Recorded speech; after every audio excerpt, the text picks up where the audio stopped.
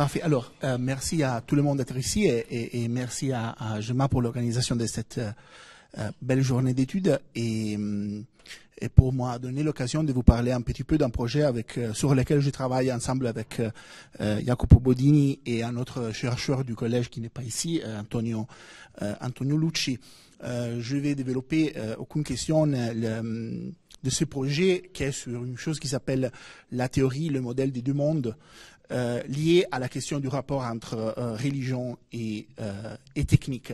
Et je vais vous proposer une thèse sur cette relation, c'est-à-dire qu'il y a une continuité fondamentale entre la mentalité religieuse et l'imagination technique. Je suis absolument d'accord avec ce que Thaler vient de dire. Je ne sais pas si je vous proposerai une autre formulation de ce que Thaler a dit, mais on peut en discuter après.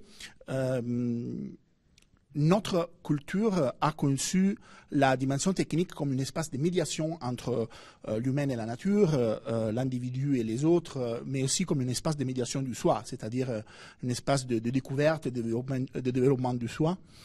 Par ailleurs, il faut souligner, selon moi, ça c'est la question fondamentale, selon moi, que notre rapport avec la technique n'est pas immédiat ni transparent. C'est-à-dire, l'anthropologie philosophique a souligné que la technique est l'essence de l'humain, qu'il y a une naturelle technicité de l'être humain. Et je voudrais emphasiser au contraire que l'être humain n'est pas naturellement technique, mais que l'être humain est techniquement technique. C'est-à-dire, il faut le rendre technique. Ce n'est pas absolument une opération naturelle, l'opération avec laquelle on devient des êtres techniques. Alors, ça signifie qu'à côté de la médiation de premier niveau constituée par la technique, c'est-à-dire l'espace de médiation duquel je viens de parler, il y a une médiation de deuxième niveau, un espace dans lequel la relation de l'humain avec la technique elle-même doit toujours être projetée, érigée, mise à jour, repensée, etc. Alors, cet espace contient des institutions, un espace produit par des institutions, par des infrastructures, par des pratiques, mais aussi, et ça c'est que je crois une formulation différente de ce qu'Hitler vient de dire, mais aussi récits, images, croyances, mythologie. Alors, une certaine mythographie de la technique est une condition fondamentale pour penser l'efficacité de la technique elle-même, comme agent médiateur et comme puissance plastique de l'humain et de ce milieu. On n'a pas une technique humaine sans cette technique du deuxième niveau. On peut l'appeler métatechnique, mais ce n'est pas important. Cet espace d'infrastructure, de pratique et voilà, aussi de croyances et de mythes. Alors, le fait que notre relation avec la technique est artificielle, ça c'est aussi important de souligner, ne signifie pas qu'il soit conscient. C'est-à-dire, ça ne signifie pas qu'il soit toujours le résultat d'un projet explicite. Comme dans la production mythique, la genèse des imaginaires sociotechniques trouve ses racines dans des processus transindividuels. On ne sait pas qui est l'auteur de cette dimension métatechnique.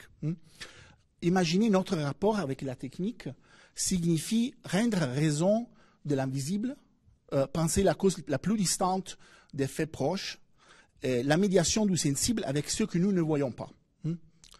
Alors, penser la technique signifie donner du sens à l'enrichissement de notre expérience, à cette augmentation de notre expérience, au-delà des limites du sensible et du quotidien. Alors, tous ces éléments, cette dimension mythique, cette dimension d'accroissement de la technologie, la technologie les a en commun avec la religion. Alors, pour cette raison, l'histoire de la pensée théologique, ça c'est un petit peu le point de vue duquel je veux partir pour vous. Je vous donne l'hypothèse de recherche du fond pour vous dire ce sur lequel je travaille avec Jacopo. Pour cette raison, l'histoire de la pensée théologique peut être réinterprétée comme une histoire des réflexions critiques sur les opérations théoriques, symboliques et éthiques qui sont à la base de notre rapport avec la technologie. On pourrait même soutenir une thèse radicale, je ne vais pas la démontrer, je vais juste la proposer. Par exemple, si le but de la notion de théologie politique développée par Carl Schmitt était de montrer que le vocabulaire fondamental du droit et de la théorie politique occidentale est constitué par des notions théologiques sécularisées, on pourrait imaginer le but d'une théologie technologique et imaginer que ce but serait de montrer comment l'histoire de notre conscience technique est formée à partir d'une mentalité et d'un langage théologique. Ça, c'est l'idée de fond.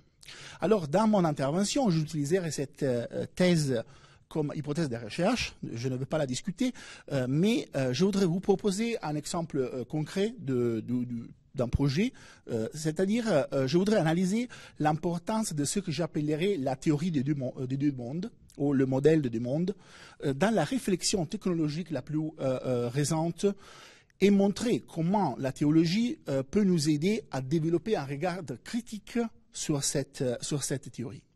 Alors, qu'est-ce qu'est la théorie des deux mondes? Le problème, la question est la notion d'immersivité. Il s'agit d'une notion clé dans l'analyse des expériences dans les environnements numériques, en particulier dans le cas de la réalité virtuelle, naturellement, et des jeux vidéo. Le projet de recherche sur lequel je travaille est essentiellement un projet sur les jeux vidéo. Plus en général, notre rapport avec les écrans est décrit comme un rapport immersif. Alors, de la manière la plus générale, le caractère immersif de l'expérience écranique peut être décrit comme de la façon suivante. En utilisant notre dispositif numérique, nous ne sommes plus des sujets séparés de l'objet, mais nous sommes plongés dans l'écran. Le dispositif n'est plus devant nous, il nous entoure, on peut dire.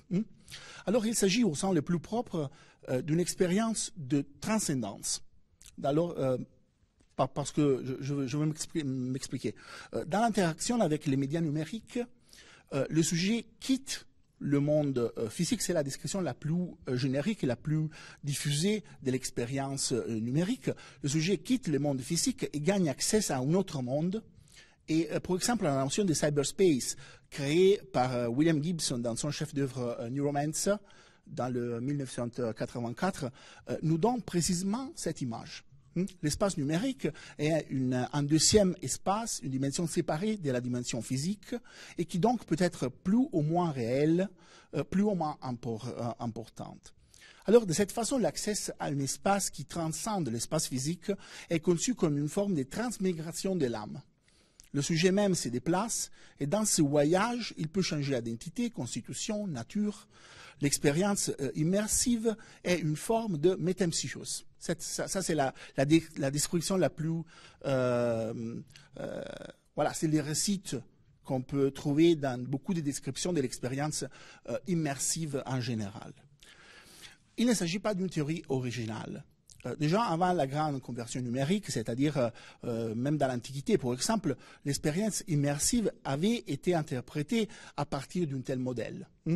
Par exemple, notre tradition considère l'expérience de la lecture comme une forme d'accès à une réalité virtuelle. Par exemple, Alice in Wonderland, c'est une métaphore de l'expérience de la lecture. On va à travers le miroir. Dans l'Antiquité, par exemple, la théorisation de la rhétorique fait référence à la notion de enargeia. Le mot signifie évidence, mais cette notion, qui peut être considérée comme une préfiguration de la notion d'immersion, exprime la capacité du rhéteur à faire apparaître les choses devant les yeux des spectateurs. C'est-à-dire de changer l'environnement visuel et imaginationnel des spectateurs. En d'autres termes, l'expérience immersive est interprétée à partir de la notion d'illusion esthétique. Une technologie est immersive quand elle est capable de donner à l'utilisateur l'impression d'être ailleurs ou d'être quelqu'un d'autre. Pour affirmer cela, il faut faire une distinction logique entre deux dimensions différentes, le monde physique et le monde dans lequel la technologie nous immerge. J'appelle alors théorie des deux mondes l'idée qu'un redoublement du monde soit nécessaire pour expliquer le caractère fondamental d'une expérience ou d'une modalité d'être, comme par exemple l'expérience technologiquement médiée, une expérience d'immersion. Alors, la théorie des deux mondes n'est pas seulement une théorie relative à l'expérience technologique.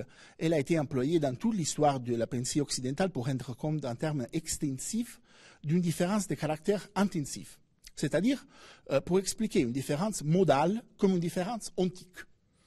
La pensée platonicienne est l'exemple le plus clair de cette stratégie, mais pour exemple aussi la sémantique des mondes possibles. L'être autrement du même objet, c'est-à-dire le fait qu'un objet est possible et n'est pas actuel, est expliqué comme différence entre deux objets différents en deux lieux complètement différents, c'est-à-dire dans deux mondes différents. La différence entre vie et mort, par exemple, est le scénario originaire d'application de la théorie des deux mondes. Un changement d'état est interprété comme changement de lieu, à partir de la séparation des deux objets, le corps dans le domaine physique et l'esprit ou l'âme dans le deuxième monde. Selon Nietzsche, alors, ce redoublement du monde est l'opération distinctive du platonisme et de la théologie chrétienne. La distinction entre un monde vérité et un monde des apparences proposé dans le crépuscule des idoles se représente à tous les niveaux de notre expérience individuelle et collective. Car la technologie est la dimension de la vie humaine qui nous permet de faire expérience de l'être autrement du soi et du monde de la manière la plus puissante, on peut dire, elle est en même temps le lieu où la théorie des deux mondes trouve l'application la plus directe. Je vais terminer. Alors, si la théologie est la discipline qui a réfléchi de la manière la plus radicale sur le sens de l'expérience humaine comme transcendance, alors c'est la théologie qu'il faudra interroger pour trouver une alternative au modèle des deux mondes. Mon projet serait de proposer une alternative critique à ce modèle des deux mondes pour décrire l'expérience immersive, technologique immersive. Alors, ce lien entre transcendance et redoublement du monde est le point sur lequel, selon moi, la théologie peut nous aider, pour nous donner un vocabulaire plus puissant, je dirais. Alors, je voudrais affirmer que cette expérience de l'être autrement est en effet une expérience de la transcendance. Repenser la nature de l'expérience immersive signifie en même temps repenser le sens de la transcendance dans notre tradition. On pourrait formuler la question de la manière suivante. Est-ce que transcendance et théorie des deux mondes sont nécessairement liées? Est-il possible d'élaborer une conception moniste de la transcendance? Ça, c'est la question. Alors, dans les débats théologiques, cette question a été traitée en discutant la notion de panthéisme. Dans le débat sur la signification du panthéisme, le problème principal a été l'alternative radicale entre transcendance et immanence. Il n'y a que deux options. Selon la première option, il y a deux mondes, deux réalités séparées et asymétriques, ce que Nietzsche a nommé monde vérité et monde des apparences. Selon la deuxième option, il n'y a qu'un monde. Et donc, il faut affirmer l'identité entre fini et infini, nature et Dieu. Cependant, cette alternative est basée sur une présupposition ontique, c'est-à-dire sur le postulat que la différence soit ontique et non pas ontologique, qu'il y a une différence entre des êtres et non pas une différence entre des modalités d'être. Alors, à partir de David de Dinan dans le Moyen-Âge jusqu'à Schelling, sans oublier naturellement la philosophie de Spinoza, la question du panthéisme peut être reformulée comme la question de la possibilité d'une conception moniste de la transcendance. Contre la théorie des deux mondes, cette conception affirme l'importance de regarder le caractère modal et non pas objectif de la différence. Contre le panthéisme, elle affirme qu'une transcendance modale n'est pas une forme d'immanence. Alors, de cette façon, l'expérience de la transcendance n'est pas l'expérience d'un nouvel objet ou d'une nouvelle réalité, mais plutôt d'une nouvelle modalité d'être des objets et de la réalité elle-même. La transcendance ne fait pas référence à une extinction. Il s'agit plutôt d'une intensité spécifique de la réalité et de notre expérience de la réalité. Alors, j'arrive à la conclusion, considérer à partir de ce point de vue, le rapport entre théologie et technologie gagne une nouvelle dimension. Si on reconnaît les statuts transcendants de l'expérience technologique, l'expérience de la transcendance devient une expérience structurelle de l'être humain. De ce point de vue, la théologie comme science de la transcendance devient une partie essentielle de l'anthropologie, car elle nous donne une considération critique d'un aspect essentiel de la vie humaine. En d'autres termes, il ne faut pas, on n'a pas besoin d'être théiste, hein, d'être des croyants pour reconnaître cette dimension fondamentale de la contribution de la théologie dans l'encyclopédie des savoirs.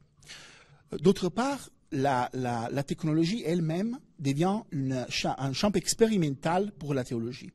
Affirmer le statut de transcendance de l'expérience technique ne signifie pas réduire toute transcendance à la technique, mais plutôt identifier la technique comme domaine possible de l'expérience de la transcendance.